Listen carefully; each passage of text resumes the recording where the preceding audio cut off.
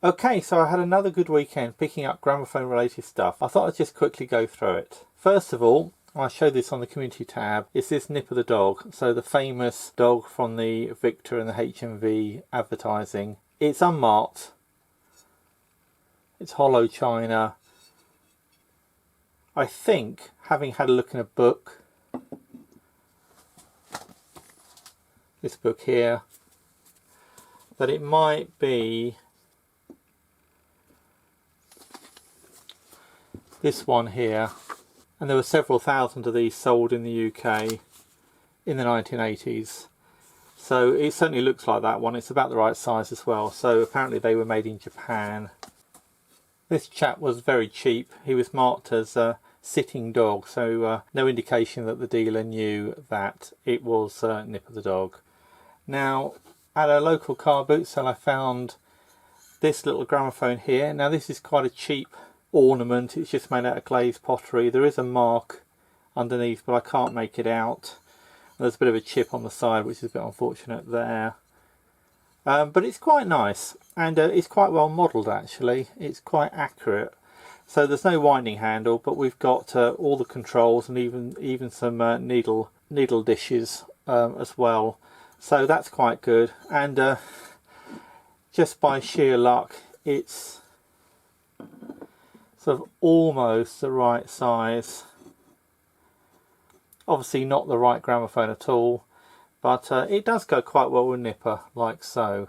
Now next up are these 3 packets of Songster needles. Now I don't usually buy vintage gramophone needles. These say miniature gramophone needles for use only with lightweight pickups, and I think these are for the sort of electromagnetic pickup that was in use after the acoustic sound box, but before the sort of lightweight microgroove pickups came into circulation. So I might have a use for these, as I've got some pickups which I think these might fit. And then of course, as you can see, there are a few records as well. Now some of these, like this one here, I bought more for the sleeve. I mean, I thought that was just quite a nice Columbia sleeve.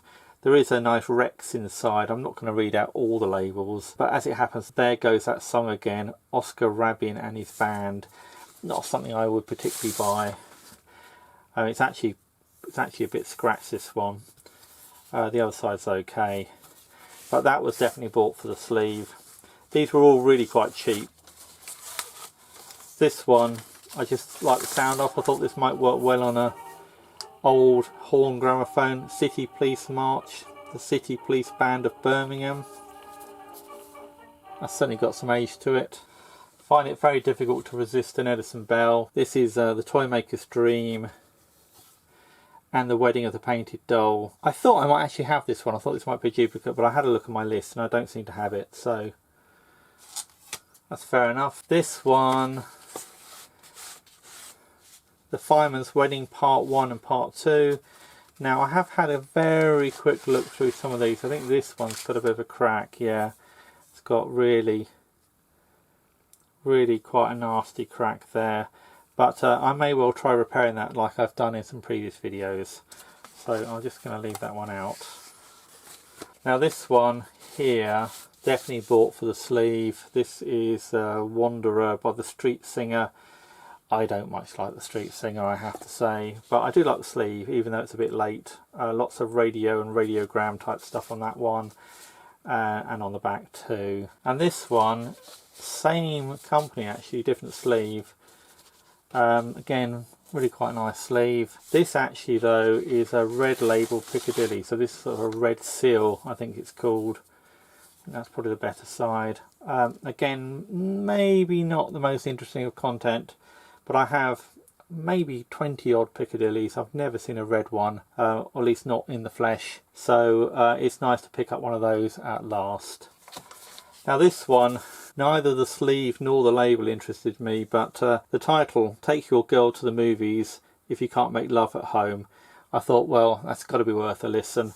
So I picked that one up as well. And this in potentially, I don't know what happened to this sleeve. I did wonder whether it was rodent damage, but maybe not. It might just have all cracked off. This is actually a vinyl 78.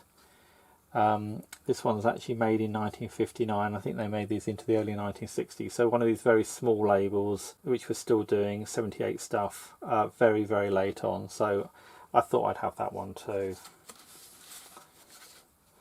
This one, Comedian, Where Are the Lads of the Village Tonight?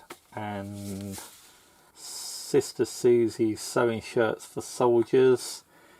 That could be quite fun.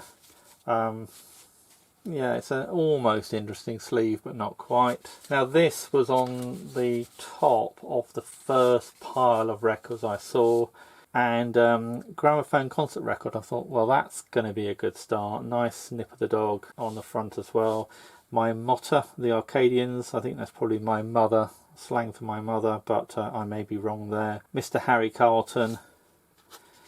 This actually, if you pull out the inner sleeve, because it's got an inner and an outer sleeve.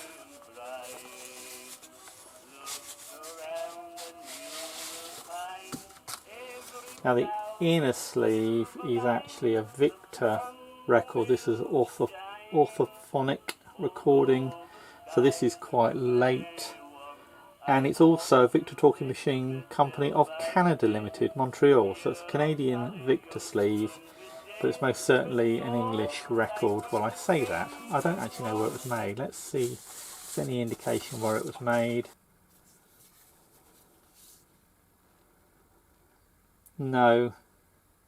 I think it's about 1910 though, because it's a gramophone concert record, so it's before HMV or His Master's Voice came into use, but it does have Nip of the Dog, and it's a nice single-sided, and it's got the recording angel and the word gramophone on the back, so that's a very nice find.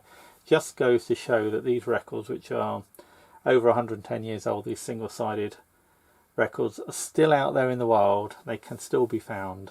Now this record here, this is a Pericomo. Didn't buy it for being a Pericomo, and this actually came from a different stall.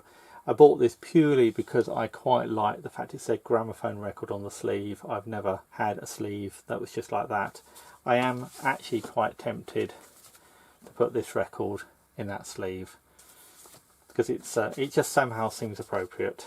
This one I think I got thrown in for free. Mule Train, Vaughan Monroe. Yeah, he can be okay. I think I picked it up really for the sleeve, and even the sleeve's not that great. But there you go, that was a freebie. And this I think was also a freebie. Again, I picked it up because it had a half decent sleeve. This is an Embassy Guglione, Gordon Franks and his orchestra. Yeah, not that exciting, that one. And then here we've got an old-time music hall. This is on Regal's 12-inch Regal. I don't think I've got any 12-inch Regals other than these. That's part one, including such classics as Daddy Wouldn't Buy Me a Bow Wow. And this one here, which in this quite nice sleeve is parts 3 and 4. Beer, Beer, Glorious Beer is one that I can pick off there. So if you like this video, you might like this one too. Thanks, and see you in the next one.